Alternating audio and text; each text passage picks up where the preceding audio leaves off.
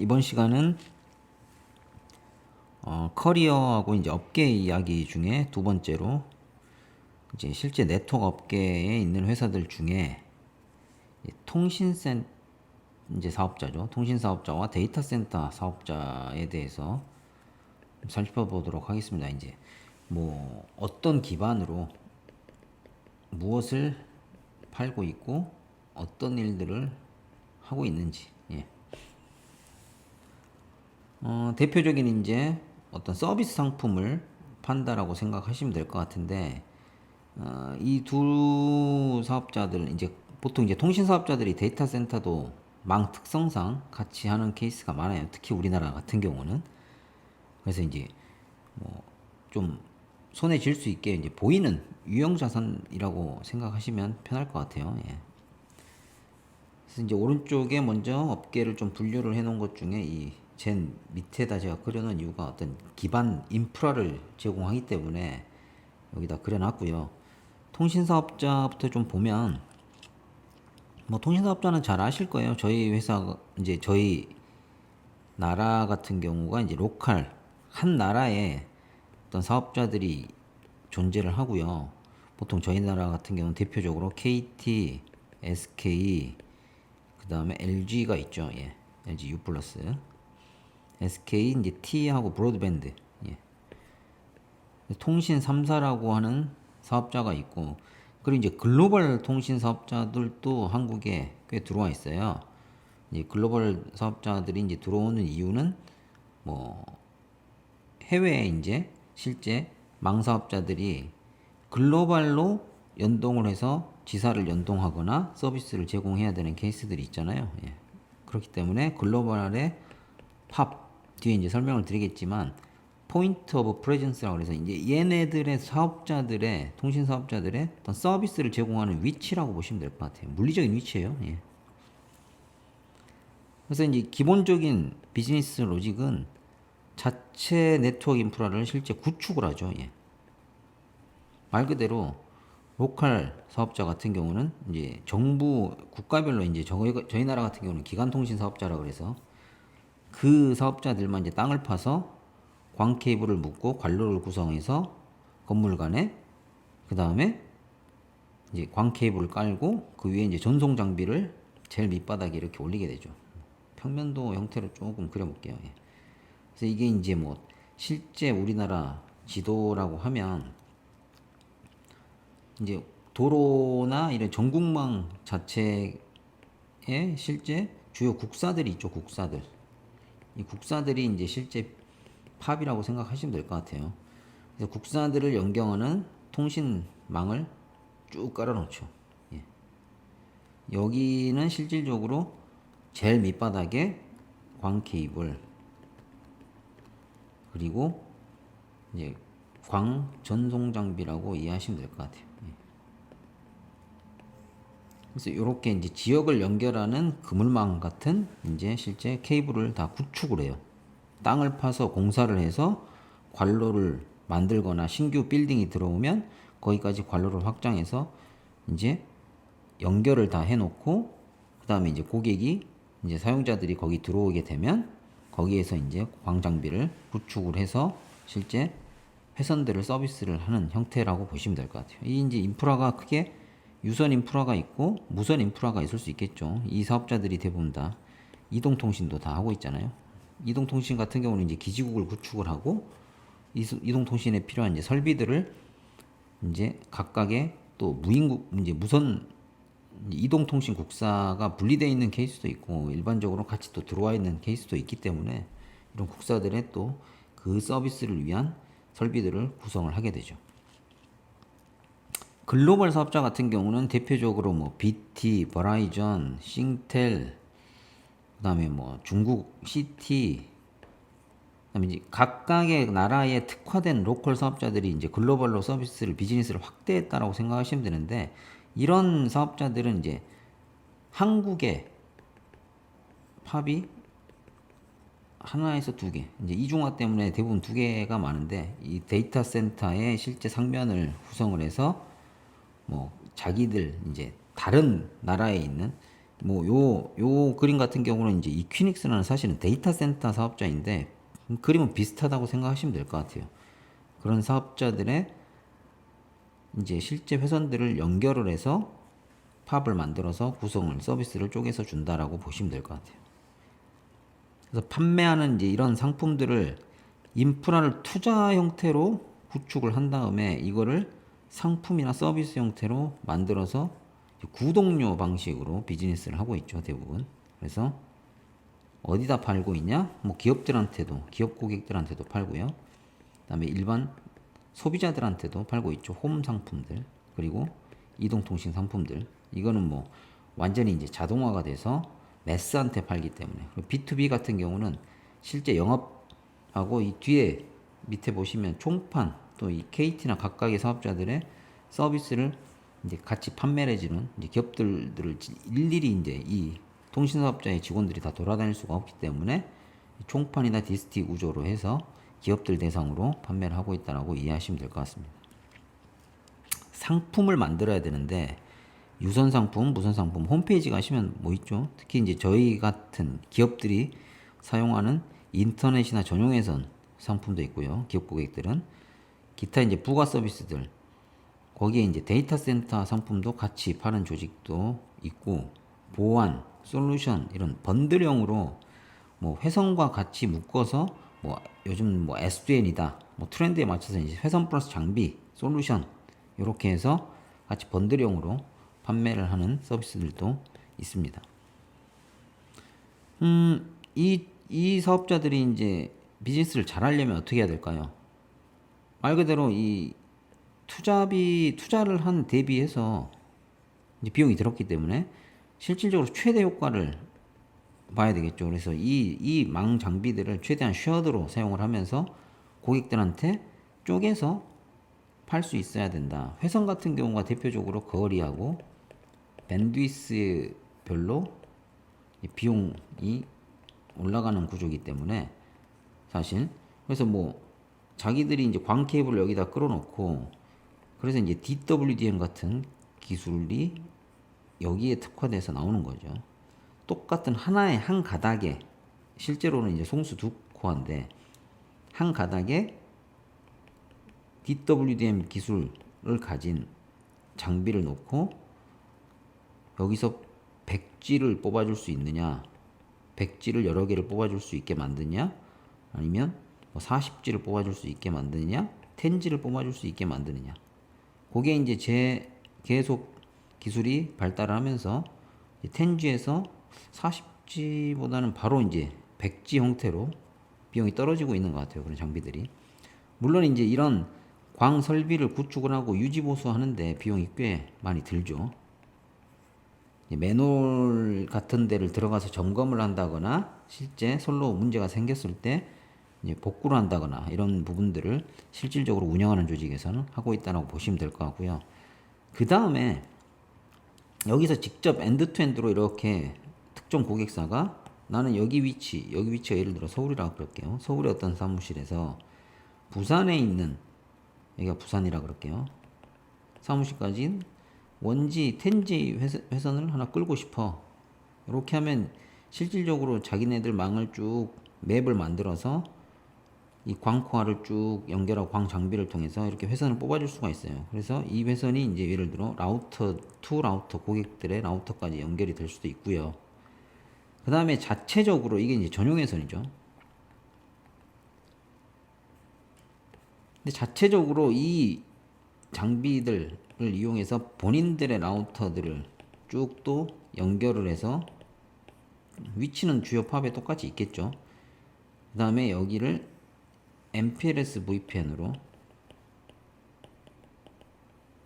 이제 가상망으로 서비스를 해서 쉐어드 형태 자원으로 서비스를 한다라고 했을 때 이제 통신사업자들의 또 MPLS 회선이 될 거예요. 이것도 전용선이긴 한데 사실 망 내에서는 쉐어드 되는 자원들을 이용한다.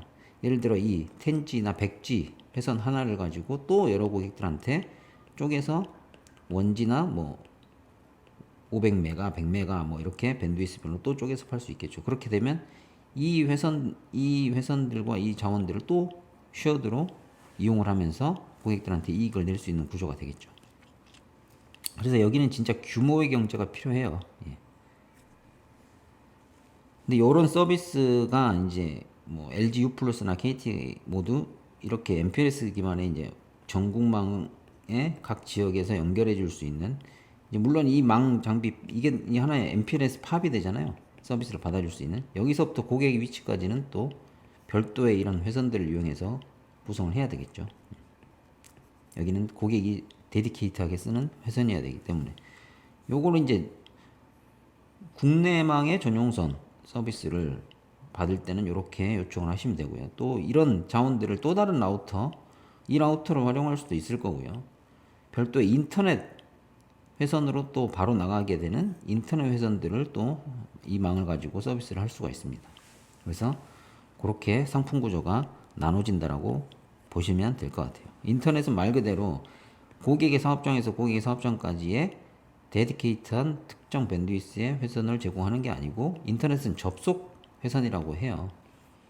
그래서 나중에 이제 인터넷 회선의 종류에 대해서 따로 한번 말씀드릴 텐데, 접속을 했을 때 어느 인터넷 사이트, 글로벌이든 어디든 간에 트랜짓으로 이 해당 사업자에 붙기만 하면 이 해당 사업자가 다른 인터넷 사업자들과 연동망을 통해서 통신을 시켜주는 서비스라고 이해하시면 될 것 같아요. 이게 트랜짓 회선이라고 보시면 될 것 같아요. 그리고 이 망에는 이제 통신사업자 망을 그냥 좀 이제 로지컬하게 그려볼게요. 이제 종류, 유형, 어떤 기업들이나 사용자들이 있나, 기업망 같은 경우는 예를 들어 여기가 이제 뭐 하나의 통신사업자 망이라고 할게요. 로컬이면 우리나라라면 예를 들어 KT나 뭐 유플, SKT 되겠죠. ISP. 그럼 여기는 종류가 어떤 종류가 있어요?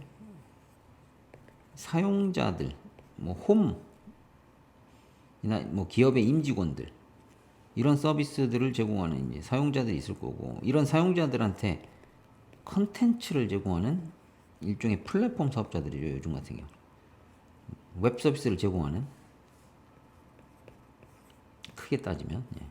그래서 이런 사용자들이 여기 망에도 있고, 해당 망에 똑같이 컨텐츠 사업자들도 이 회선을 써서 같이 존재를 하는 거예요. 그래서 이 해당 고객사가 같은 사업자를 통해서 연결이 돼 있다라고 하면 제일 빠르게 인터넷을 통해서 연결이 될 수가 있을 거고요.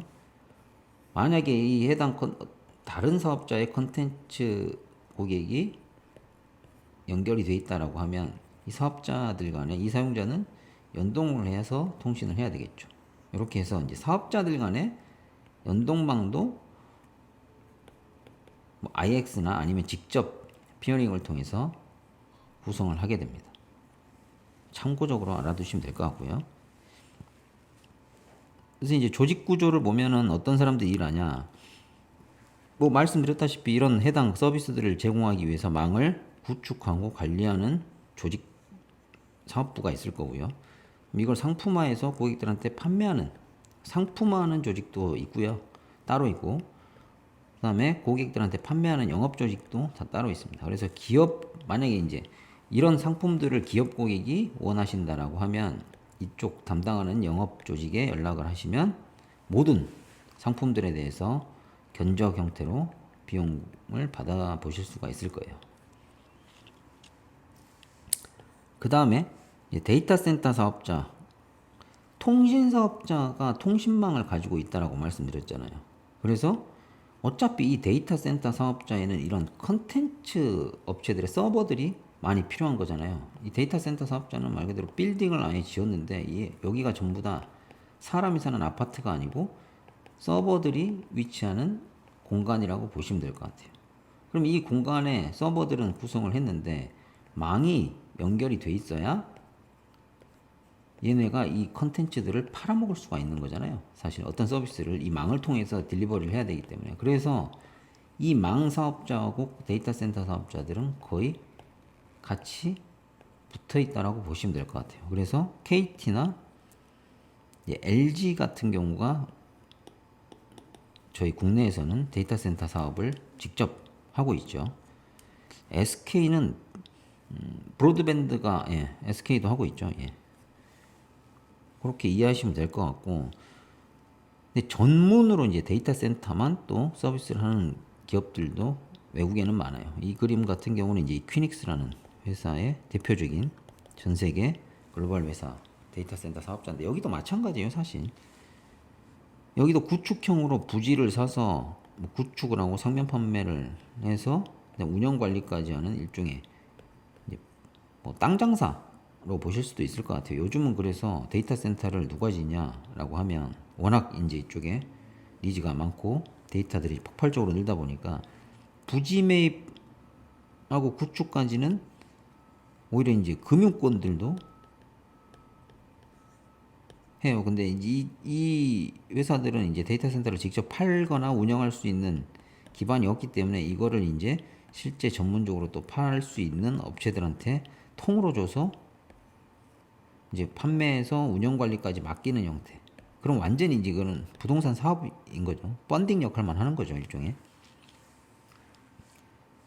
그리고 여기는 이제 아까 말씀드렸다시피 뭐 데이터 센터의 컨텐츠 사업자들이 다 모여 있기 때문에 통신 사업자들도 자기네들의 팝을 주로 데이터 센터 특정 구간의 상면을 이용해서 연결을 해줄 수 있게 이제 어떻게 보면 전진 배치가 되어 있고요.